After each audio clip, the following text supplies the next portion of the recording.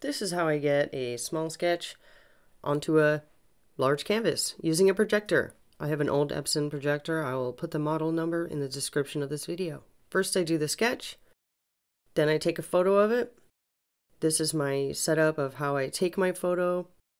I do it specifically at 10 a.m. That's when the best light is for this area. I use this little clip-on light holster thing for my phone that I don't really like, but it works. Then I open it in my phone. I adjust the brightness and contrast to remove any wrinkling on the paper, make it as bright as possible, crop it in as close as possible, save as a copy on my phone. Then I email it to myself, and then I download it onto my computer and put it on this external hard drive that my husband has had since the 90s, which connects via USB. Then I unplug the external hard drive from my computer, and I plug it into the old Epson projector that my friend Sean gave me.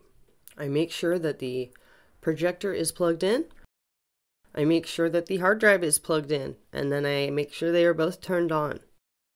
Sometimes when the projector opens, it's at this blue screen, and I have to click source on the projector to find my folder hierarchy. Once I'm in my external hard drive and go and find my image in there, I open it. Please subscribe to my art channel. I really appreciate it. Okay, once my projector is turned on, I set the easel up with my canvas I have chosen in front of it. And note that when you pull the easel closer to the projector, it gets much smaller, and then when you pull it away, it gets much larger. So if I'm doing a 6-foot painting, I have my projector across the room and even out of the doors into the hallway sometimes, really far away. Okay? So once you're projecting onto the canvas, you can grab anything you want, pencil, Sharpie, watercolor, paint, whatever your favorite thing to make art with is. I like mechanical pencils. Then you stand off to the side so you're not creating a shadow and just sketch over your sketch. And if you want to see if you've missed a spot, just stand in the way of the projector so it goes dark. Then you can tell if you've missed a spot.